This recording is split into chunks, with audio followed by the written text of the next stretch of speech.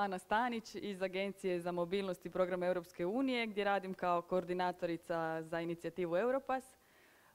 I danas ćemo ovdje predstaviti cijelu inicijativu Europass, ali ćemo se naravno usredotočiti posebno na Europassov dokument životopis koji će vam trebati pri prijavi za posao, pa ćemo njemu pridati posebnu pažnju u ovoj prezentaciji.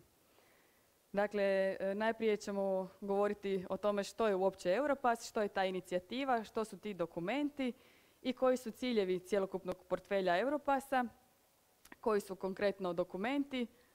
Tih 5 dokumenata ćemo pobrojati i opisati i na kraju ću ukratko predstaviti djelatnosti Nacionalnog centra za Europass u kojem radim, koji djeluje pri Agenciji za mobilnost i program Europske unije. Dakle, kao što sam rekla, Europass je cjelokupna inicijativa, odnosno portfelj od ukupno 5 dokumenata i svih tih 5 dokumenata je usmjereno na jedan cilj, a to je da što bolje predstave vaše kvalifikacije, vještine i znanja koja posjedujete, a radi se o životopisu, jezičnoj putovnici, dokumentu Europass mobilnost, prilog svjedodžbi i dopunskoj ispravi o studiju. Dakle, cilj Europassove inicijative, odnosno cjelokupnog portfelja, jest da vaše kvalifikacije, vještine i znanja koje posjedujete budu vidljive, tako da biste lakše pronašli poslodavca, odnosno da bi poslodavac lakše pronašao vas, da bi stekao uvid u to što vi njemu nudite, koje kvalifikacije, znanja i vještine. Da, ovdje sam navela da Europass cilj portfelja jest lakši pronalazak posla kako u zemlji, tako i u inozemstvu. Htjela bih naglasiti znači da je Europassov portfelj univerzalni portfelj koji se koristi na razini cijele Europske unije, čak i šire, čak i u zemljama koje nisu u Europi. I međunarodno je znači priznat i korišten i određene ga ustanove upravo preferiraju zbog toga što je usporediv na različitim razinama, nacionalnim i međunacionalnim razinama. Ciljevi portfelja Europass, ove cijele inicijative Europass su dakle s jedne strane da vi što bolje predstavite na jasan i transparentan način vještine i kvalifikacije koje posjedujete i s druge strane ti dokumenti također koriste poslodavcima da oni bolje razumiju vaše stečene vještine i kvalifikacije i s treće strane ti su dokumenti također bitni obrazovnim ustanovama i organima vlasti u obrazovanju koje onda jasnije i lakše definiraju ishode učenja, odnosno vještine koje obrazovni programi nude. Tako da na sve 3 razine je Europass jako važan i koristan i kad zaključimo možemo reći da je on vaša europska putovnica prema nastavku obrazovanja ili prema zaposlenju. Onaj dokument na koji ćemo se, kao što sam rekla, posebno usredotočiti, koji će vam biti najvažniji pri prijavi za posao je svakako Europassov životopis. Kao što znate, životopis je dokument koji bi trebao na jasan i transparentan način predstavljati sve vaše kvalifikacije, vještine i znanja koja posjedujete. Utoliko možemo reći da je on vaša posjetnica koju dajete poslodavcu i ono što je važno, vaš prvi kontakt koji uspostavljate sa budućim poslodavcem. Dakle, on vas prvo vidi, prvi kontakt s vama ima upravo preko životopisa koji mu pošaljete, a znate da samo jednom imamo priliku ostaviti prvi dojam, tako da je vrlo važno da taj prvi dojam koji on stječe o vama preko Europass životopisa bude pozitivan. Ovdje imamo jednog poslodavca koji pada sa stolice kad vidi Europassov životopis, tako da to je nekako cilj da vi oborite s nogu poslodavce kad oni prime vaš Europassov životopis u ruke. Dakle, malo prije sam čula i na prezentaciji kad je gospodin iz Švedske pričao i općenito u Europi postoji podvojenost. Neki poslodavci preferiraju Europassov životopis, neki drugi poslodavci ne preferiraju Europassov životopis. Neki korisnici preferiraju Europassov životopis, neki drugi ne. Dakle, to je neka individualna odluka koju svaki korisnik, svaka osoba koja traži zaposlenje donosi i na kraju krajeva koju svaki poslodavac također u skladu sa svojim potrebama donosi. Ja ću vam ovdje predstaviti svakako neke od Europassovih prednosti, tako da možete s njima biti upoznati i naravno samostalno na kraju procijeniti da li za prijavu koja je vama potrebna odgovara takav format životopisa. Europass se svakako koristi univerzalno na razini cijele Europe i sve je u široj upotrebi. Određeni poslodavci čak zahtijevaju unaprijed da im pošaljete životopis u tom formatu, zato što i taj format za njih nudi neke pogodnosti kasnije za uspoređivanje kandidata, za uspoređivanje vaših životopisa, tako da s jedne strane se uveliko koristi, a upravo zbog ovih pogodnosti koje ću vam sada nabrojati. Dakle, Europass životopis je dostupan, odnosno obrazac za izradu Europass životopisa je dostupan na 28 jezika. Jednostavan je za izradu, jasno je strukturiran i sistematičan i uz njega uvijek dolaze upute za popunjavanje i primjeri gotovih izrađenih životopisa. Izrađuje se na internetu, izrađuje se online, dakle vi uđete u nešto što se zove na engleskom CV editor, odnosno stranica na kojoj uređujete, odnosno izrađujete svoj Europass životopis i nakon što ga na toj stranici izradite, dakle vi samo unosite sadržaj. Svi ovi nazivi rubrika kao što su osobni podaci, radno iskustvo, obrazovanje su fiksni. Vi unosite sadržaj i jednom kada taj sadržaj uredite, generirate dokument u PDF formatu koji možete sačuvati na svom računalu. Dakle, jednom kad ga spremite na svoje računalo, on je u PDF-u, ali to nije ovaj fiksni PDF na koji smo naviknuti, već onaj PDF koji se da ponovno učitati u tu istu stranicu i u svakom trenu uređivati, mijenjati, dodavati podatke možete prema potrebama. Svi ti podaci koje vi unesete na taj način su zaštićeni, odnosno nisu automatski javno dostupni, jer vi taj dokument, taj obrazac na kraju skidate na svoje vlastito računalo i ništa ne ostaje negdje u zraku na internetu. Sva polja koja vam nudi obrazac životopisa su opcionalna. Dakle, vas nitko ne obvezuje da koristite sve ono što vam Europass nudi. Europass je standardizirani obrazac koji se onda prilagođava individualnim potrebama korisnika. Dakle, vi njega personalizirate. Vi od njega uzimate ono što vama treba. Prilagodljiv je dakle različitim potrebama, različitim ciljnim skupinama i dokumentu, ovom obrascu, se mogu priložiti različiti dodaci poput svjedodžbi, diploma, potvrda koje želite dostaviti poslodavcima na uvid.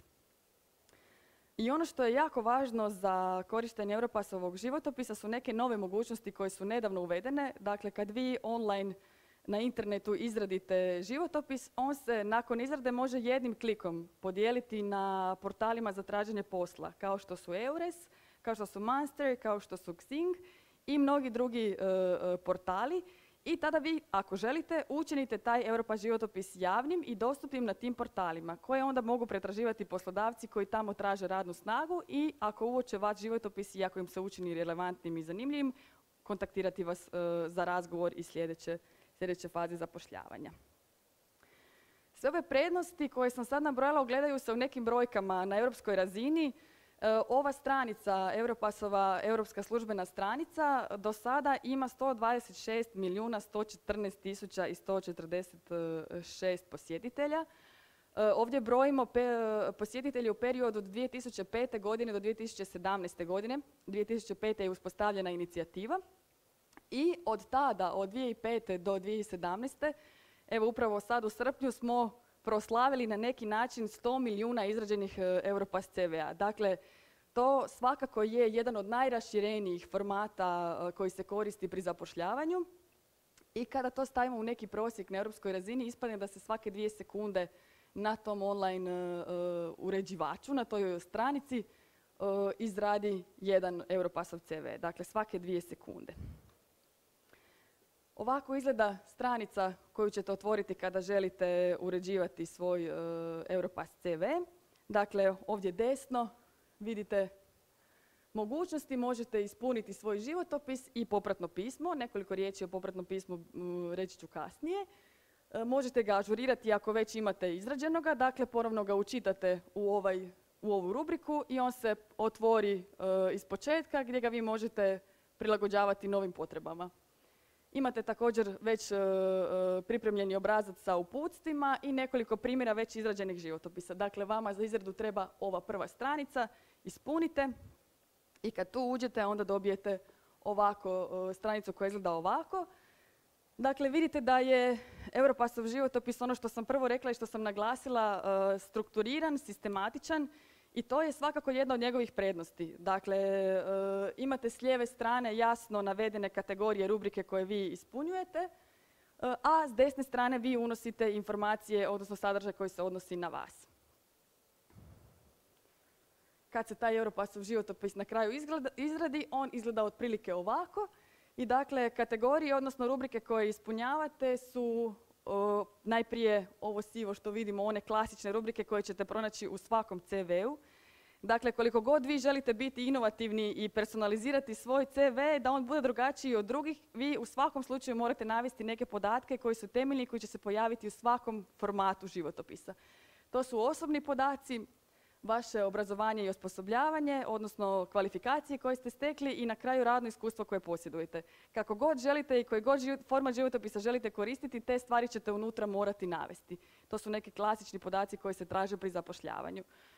Ono što je Europasov plus, ono što zovemo dodana vrijednost, su ove sljedeće rubrike koje se odnose na vaše osobne vještine. Osobne vještine se odnose na jezične vještine, komunikacijske, organizacijske, poslovne i digitalne. Dakle, to je dio Europasovog životopisa koji se odnosi na ono što zovemo neformalne vještine, dakle ono za što ne morate imati potvrdu ili ugovor kao za ove 3 rubrike koje smo naveli na početku. Dakle, ovdje možete konkretno kod recimo stranih jezika, vi navodite jezične vještine koje posjedujete, objašnjavate gdje ste ih stekli, recimo za vrijeme boravka u inozemstvu, na stipendiji ili radu i time dokazujete, znači opisom gdje ste ta iskustva stekli. Znači nećete samo napisati govorim engleski, nego govorim engleski zbog toga i toga jer sam recimo boravio u inozemstvu na stipendiji, jer sam radio u Londonu, nije za primjer samo. Isto tako recimo komunikacijske organizacijske vještine. Recimo ako ste imali prijašnje iskustvo rada kao tajnika ili tajnice, onda svakako posjedujete takve vještine jer ste recimo organizirali putovanja, sastanke, ostale oblike posla svome šefu ili nekome u uredu. Tako da tu opišete detaljnije zašto vi posjedujete, zašto mislite da posjedujete određene vještine koje su važne za posao za koji se prijavljujete. Dakle, ovo su, još jednom napominjem, rubrike koje možete koristiti i ne morate koristiti. Dakle, ono što vi odaberete da vam je važno za prijavu za određeni posao, tu rubriku ispunite, ta se rubrika onda pojavi na vašem životopisu. Ako vi smatrate da vam za određeni posao nisu bitne, ne znam, poslovne vještine ili organizacijske vještine, to nije potrebno ispunjavati. Ali ako se prijavljate za takav tip radnog mjesta, onda svakako u Europasu imate mogućnost i to istaknuti. To je ta Europasova prednost, odnosno mogućnosti koje on nudi, koje možete iskoristiti ako su vam relevantne. Na kraju bih vam ukratko samo dala nekoliko blic savjeta za izradu životopisa u bilo kojem formatu. Naravno, da li u Europasovom ili ostalim formatima, uvijek nešto što se od vas traži je sažetost. Preporuča se da životopis, kao što smo i malo prije čuli, ne bude predugačak. Bez obzira na to, i ako imate jako veliko radno iskustvo, i dalje se preporuča da se to proba kondenzirati u maksimalno 2 do 3 stranice. Zato što probajmo gledati sa strane poslodavca. Poslodavac dobiva jako veliku količinu životopisa i neće imati vremena odmah detaljno ulaziti u vaš tekst. Dakle, ono što rade poslodavci prvo jest skeniranje, brzinsko skeniranje životopisa koje su dobili i neke statistike govore da poslodavac maksimalno posvećuje minutu vašem životopisu. A imamo čak i s druge strane se govori čak i o manjem vremenu, kada poslodavac samo brzinski kroz 20 do 30 sekundi skenira ključne ove rubrike koje su istaknute u Europasovom životopisu i iz njih pokušava dobiti sebi relevantne informacije. Dakle, zbog toga je važno da vam je životopis sažete, da se u njemu ne raspišete nadugo i naširoko, nego je zgrovito, točno usmjereno na ono što se za taj posao traži. Svakako da životopis bude pregledan, da bude jasno strukturiran, da je podijeljen na ove cjeline, da se ne ponavljaju stvari, da nemate ispresjecano, ispremiješano rubrike. Podaci se, kao što sam malo prije rekla, trebaju moći pronaći jednim pogledom. Dakle, sve ovo što vam je važno treba moći nekako istaknuti i tu će vam svakako pomoći ovaj način na koji je Europass strukturiran, gdje se točno ističu određene rubrike. I sljedeće što bih rekla je svakako da se životopis treba prilagoditi svakom poslu na koji se prijavljujete. Dakle, vi kad kući izradite Europass životopis imate jedan opći format sa svim podacima koje o sebi želite predstaviti, ali to svakako prilagođavate kada se prijavljujete za različite vrste poslova, jer naravno nije svako vaše iskustvo i znanje relevantno jednako za sve vrste poslova. Znači, svaki put se usredotočavate na one podatke koji su poslodavcima važni. Dakle, poslodavcima, vi možete biti jako emotivno vezani za neko svoje iskustvo, ali uvijek se upitajte da li je ono baš toj vrsti posla relevantno. Uvijek naravno treba paziti na stil izražavanja, da se izražavate formalno, da se ne koriste kolokvijalizmi, da se ne bude neozbiljan ili na bilo koji drugi način se odvlači pažnja s vašeg govora. Govor treba biti jasan, formalan i naravno važno je da vam je životopis uvijek pravopisno i gramatički točan, zbog čega ga nije loše dati na pregled nekome, pogotovo ako ga ispunjavate na stranom jeziku. I ovo što smo već spomenuli, važno je životopis pisati u nekim kratkim, sažetim, jasnim natuknicama. Ne morate pisati, dapače, ne bismo trebali pisati velike sastavke rečenice od 5-6 redova, već kratko, jasno reći što ste točno radili, koja iskustva imate, gdje su stečena i s time završiti zapravo priču. Svakako treba pripaziti na fotografiju. Ako prilažete fotografiju, fotografija je također opcionalna, nije nužno priložiti je u životopisu. Naravno da to bude opet formalna, ozbiljna fotografija, a ne znam, nekakav selfie ili nešto s nekog tuluma. Tako da pripazite na taj dio, to naravno sve samo sami već znate, ali evo naglašavam neke stvari čisto da ovako istaknemo koje su to blic cake na koje trebamo paziti. Također možete i ne morate navoditi svoje hobije ili interese. Tu također preporučam da se bude pažljiv i da to naravno uvijek vodite računa o tome za kakvu se vrstu posla prijavljujete. Na primjer, recimo prijavljujete se za mjesto suradnika u financijama, ali imate hobi padobranstvo. Što mislite, da li treba takav hobi isticati u takvom slučaju ili ne? Što se vama čini? Ne, zašto? Aha, znači padobranstvo ukazuje na neku vašu avanturističku stranu, da ste vi spremni prihvaćati rizike, biti odvažni u nekim opasnim situacijama. To možda za financije nije nešto što želite poručiti svome poslodavcu. Kao ja ću upravljati velikom količinom novca, ali sam ovako sklon rizicima. Tako da tu malo pripazite što želite poručiti s tim svojim hobijima ili interesima. Uvijek gledajte onu drugu stranu, kako će druga strana mene doživjeti kad bude čitala moj Europass životopis. I na kraju postoji mogućnost uz Europass životopis da se izradi nešto što se zove cover letter, odnosno popratno pismo na hrvatskom. Dakle, budući da, kao što smo rekli, poslodavci jako puno prijava dobivaju, jako malo vremena posvećuju svakom životopisu, Europass nudi još jednu dodatnu mogućnost, a to je mogućnost da se ukratko predstavite na početku svoga životopisa, na jednoj stranici koja će doći ispred vašeg životopisa, dakle da priložite popratno pismo u kojem ćete ukratko u 2 do 3 ulomka od 2 do 3 rečenice istaknuti ono najvažnije o sebi što je primjenjivo za taj posao. Dakle, do sada sam radio ovdje i s obzirom na to smatram da imam te kompetencije koje mogu koristiti u tom i tom poslu, primjerice. Vrlo kratko izdvajate ovdje i ona iskustva, ono što želite istaknuti o sebi i to je nešto što možda dodaje Europassu još jednu dodanu vrijednost, budući da evo neke od glavnih kritika koje Europass prima je da je jako unificiran, ali ovdje imate malu mogućnost da se onda iskažete i da tu svu kreativnost pokažete u tom malom odlomku koji ćete sažeti, gdje će onda moći doći do izražaja i vaše jezične kompetencije, izražavanje i evo da se ukratko predstavite i zainteresirate poslodavca da uđe detaljnije u vaš životopis. Drugi dokument koji je sastavni dio Europassovog portfelja je jezična putovnica. Jezična putovnica je standardizirani obrazac za samoprocjenu jezičnih vještina. Kao prvo ću reći da je ovaj dokument postoji u 2 verzije. Postoji kao već integriran u Europass životopis i postoji kao odvojeni dokument koji možete izraditi ako želite poslodavcu isključivo predstaviti svoje jezične kompetencije, ako je to takav tip posla gdje se to od vas zahtijeva.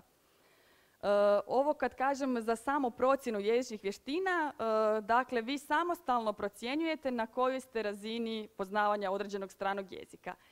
A da ne bi to ispalo ovako kao što se ovaj u ogledalu vidi puno sposobnijim nego što ga vidimo s ove strane u realnom životu, jezična se putovnica nadovezuje na zajednički europski referentni okvir za jezike. To je ovako jedna komplicirana kobasica od naziva, ali u biti je to tablica, odnosno ljestvica prema kojoj vi možete procjenjivati svoje jezično znanje. Dakle, jezično znanje je kategorizirano u 3 rubrike, to su pisanje, slušanje i govor, odnosno pisanje, razumijevanje i govor. I onda te svoje vještine procjenjujete u 6 kategorija, u 6 razina, od A1 do C2. A1 je, kao što vjerojatno znate, početna razina, a C2 je razina koja se približava razini izvornog govornika, one osobe koje je taj strani jezik materinji. Dakle, i točno je za svaku kategoriju, za pisanje, razumijevanje i govor, navedeno što biste vi trebali moći samostalno napraviti na tom stupnju. Dakle, vrlo jednostavno možete sami procijeniti svoje jezične sposobnosti. Jezična putovnica kad se izradi kao samostalan dokument izgleda otprilike ovako. I ona je korisna zbog toga što poslodavcima daje jasan i izravan uvid u jezična znanja kandidata. Za ta jezična znanja vi možete, ako imate, priložiti, odnosno navesti koju diplomu, koju potvrdu ste stekli, ako ste učili te jezike na formalan način. Ali također u Europassovoj jezičnoj putovnici možete pojasniti zašto smatrate da neke jezične vještine imate, ako za njih svejedno, ako i nemate formalno obrazovanje. Recimo, ako ste boravili kod rodbine u inozemstvu duže vrijeme, pola godine, za to nemate naravno nikakvu potvrdu, ali svakako to je dokaz da neki jezik bolje govorite, da imate te jezične kompetencije. S te strane, kažem, to je iznimno korisno poslodavcima kada se od vas baš traži jezično znanje, ako želite baš to posebno istaknuti. I jezičnu putovnicu možete ovakav veći, detaljniji dokument priložiti uz Europass životopis ili ukratko navesti ove razine već kao sastavni dio Europassovog životopisa. To su 2 mogućnosti. Sljedeći Europassov dokument koji bih vam predstavila zove se Europass mobilnost. Zašto mobilnost? Zato što je to dokument u kojem bilježite znanje, vještine, kompetencije koje ste stekli za vrijeme boravka u inozemstvu. A to mogu biti razmjene u sklopu programa Erasmus+, stručna praksa, stažiranja, volontiranja, bilo kakvi oblici rada u inozemstvu. Dakle, kad imate jedno od takvih iskustava mobilnosti, onaj dokument koji svjedoči o tome zove se Europass mobilnost. Za razliku od ova 2 prethodno predstavljena dokumenta, Europass životopis i Europass životopisa i Europass jezične putovnice, koji su svima javno dostupni, Europass mobilnost izrađuje ustanova. Dakle, ako ste recimo boravili na studentskoj razmjeni ili stručnoj praksi u inozemstvu, onda taj dokument izrađuje ona ustanova koja vas je na takvo iskustvo mobilnosti poslala. I u jednoj rubrici se također upisuje rubrika, upisuje ustanova koja vas je primila na to razdoblje mobilnosti. Evo ovako, to ćemo onda, prvo ćemo to objasniti. Dakle, taj dokument izdaje ustanova pošiljateljica, ona ustanova koja vas šalje na određenu vrstu mobilnosti u suradnji sa ustanovom primateljicom, onom ustanovom koja vas je primila i koja unosi podatke o vašim aktivnostima na mobilnosti. Kao što sam rekla, to je svakako dokaz vašeg boravka u inozemstvu, a jedna od prednosti je činjenica da se izrađuje i na hrvatskom i na engleskom jeziku, s čime zadovoljava vaše domaće i inozemne potrebe. Izrađuje se na engleskom najčešće, iako je moguće izraditi taj dokument i na bilo kojem drugom stranom jeziku ako je taj jezik vama relevantan. I takav jedan dokument, Europass mobilnost, je svakako pomoć pri uvažavanju i prepoznavanju stečenog znanja po povratku iz inozemstva. I taj se dokument također može priložiti uz Europassov CV kao dokaz razdoblja u inozemstvu koje navodite u njemu. Europass mobilnost izgleda slično kao ostali Europassovi dokumenti, možete pogledati ovdje, a oni odjeljci koji su posebno važni su vještine stečene tijekom iskustva mobilnosti. U toj rubrici se navode konkretno aktivnosti koje ste vi radili recimo za vrijeme stručne prakse I nakon toga se navode konkretne vještine, poslovne, jezične, digitalne i slično, koje ste vi za vrijeme provođenja tih aktivnosti stekli. Sve te vještine, sve te ishode učenja potvrđuje vaš mentor ili bilo koja druga odgovorna osoba koja je pratila vaš rad ili bilo kakvu drugu vrstu vremena koje ste proveli u inozemstvu. Tako da je taj dokument je službeni, pečatiran, potpisan, potpisuju ga čelnici tih ustanova i on je svakako važan, vrijedan u dokazivanju vašeg inozemnog iskustva. Ovo što sam ovdje još navela odnosi se na priznavanje ECTS bodova ako se radi o studentskoj mobilnosti. Dakle, u tom dokumentu možete i navesti i bodove koje ste stekli, predmete koje ste tamo slušali, a ECVET bodovi su nešto što se odnosi na srednje škole. Dakle, također u srednjim školama su moguće ovakve vrste mobilnosti poput studentskih, koje su kod nas možda najpoznatije. Također i učenici srednjih strukovnih škola mogu na isti način odlaziti na stručnu praksu u inozemstvo, što im se onda priznaje u zemlji iz koje su otišli, da to ne moraju ponovno slušati kod kuće. Četvrti Europassov dokument je prilog svjedodžbi. Europass prilog svjedodžbi koji se izdaje upravo učenicima završnih razreda srednjih strukovnih škola. Upravo sam naziv prilog svjedodžbi govori da se taj dokument nadovezuje na školsku svjedodžbu, ali opisuje nešto što na toj svjedodžbi nije navedeno. Dakle, svjedodžba je jedan opći dokument u kojem samo piše da ste vi stekli određenu kvalifikaciju u određenoj školi, a onda Europass prilog svjedodžbi sadrži dodatne informacije o recimo trajanju nastavnog programa, o satima koje ste odslušali, o vještinama koje ste stekli i ti su dodatne informacije su jako važne ako se kasnije prijavljujete ili za nastavak obrazovanja ili za traženje posla ili za mobilnost, za odlazak u inozemstvo. I također se izrađuje na hrvatskom i engleskom jeziku, što je posebno važno kada govorimo o potrazi posla ili obrazovanja u inozemstvu.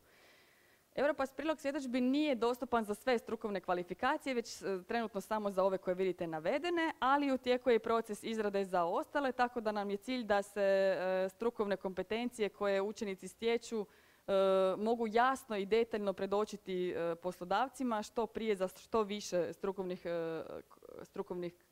strukovnih kvalifikacija. Dokument opet izgleda slično ostalim Europassovim dokumentima. I oni odjeljci koje posebno ističemo su odjeljci koji se odnose na profil vještine i kompetencija gdje se detaljno navode opće obrazovne i strukovne kompetencije i na kraju već se u samom dokumentu navodi nešto što je učenicima potrebno u budućnosti, a to je raspon dostupnih zanimanja. Dakle, već u samom dokumentu se navodi što određeni učenici koji su stekli strukovnu kvalifikaciju, recimo računalnog tehničara, koje tipove posla mogu raditi, tako da je to svakako plus pri njihovoj prijavi za posao, jer već u tom dokumentu je navedeno da mogu raditi recimo neki posao za koji se prijavljuju. I na kraju zadnji dokument je Europass dopunska isprava o studiju koja na sličan način kao prilog svjedodžbi, ona se nadovezuje na sveučilišnu diplomu i isto tako detaljno bilježi ishode učenja koji su stečeni završavanjem određenog programa u visokom obrazovanju. I jednako je tako korisna za mobilnost i nastavak obrazovanja ili prijave na posao. I isto se tako izdaje na hrvatskom i na engleskom jeziku upravo zbog domaćih i inozemnih potreba korisnika. I izgleda otprilike ovako. Znači, ovisno o potrebama može se napraviti detaljnije, manje detaljno, ovisno o potrebama studenata. Dakle, ukratko su ovo Europassovi dokumenti koji vam mogu koristiti bilo da se želite prijaviti za posao, bilo da želite nastaviti obrazovanje ili bilo kakvu drugu vrstu mobilnosti gdje je potrebno prikazati koje vi vještine, znanja i kompetencije posjedujete. Ono što bih još željela istaknuti prije nego što završimo je svakako ova kompatibilnost Europassa sa drugim alatima. Pri tome mislim na mogućnost, ovo što sam već spomenula, na mogućnost dijeljenja istih informacija među različitim kompjuterskim sistemima. To konkretno kod Europassa znači ovo što sam vam spomenula kod prednosti, da se Europass CV može jednim klikom podijeliti na portalima za traženje posla. Nije ga potrebno izrađivati u nekom drugom formatu, nije ga potrebno izrađivati iz početka, već ga nakon izrade samo jednim klikom podijelite na portalima za traženje posla. A ovo su neke od ustanova, odnosno portala na kojima se taj dokument može podijeliti i ustanova koje taj dokument tamo mogu pronaći. Tako da taj broj konstantno raste i svakako ako na taj način učinite svoj Europass životopis dostupnim, povećavate šansu da vas poslodavac pronađe. Evo, to je ukratko sve. Ne bih vas više htjela zamarati. Ovo su za kraj samo blic, ću predstaviti što zapravo radimo mi u Nacionalnom centru za Europass, kako vam to može pomoći. Upravo ono što je najvažnije, dajemo podršku korisnicima sa bilo kakvim upitima o ovome svemu što sam ja sada pričala, se možete nama obratiti i provodimo razne informativne promotivne aktivnosti poput ove. Surađujemo sa ostalim Europass centrima, sa EURES centrima i svakodnevno radimo na tome da Europass dokumenti budu što korisniji i jednostavniji za upotrebu. Tako da sa svim prijedlozima, bilo kakvim savjetima, sa bilo kakvim povratnim informacijama nam se dapače možete javiti. Moj kontakt ovdje vidite, možete se u bilo kojem trenu obratiti. Također navodim 2 stranice koje su vam važne, Europska Europassova stranica i Hrvatska Europassova stranica za izradu dokumenta i za sve dodatne informacije. Evo, hvala vam na pažnji. Ako imate pitanja.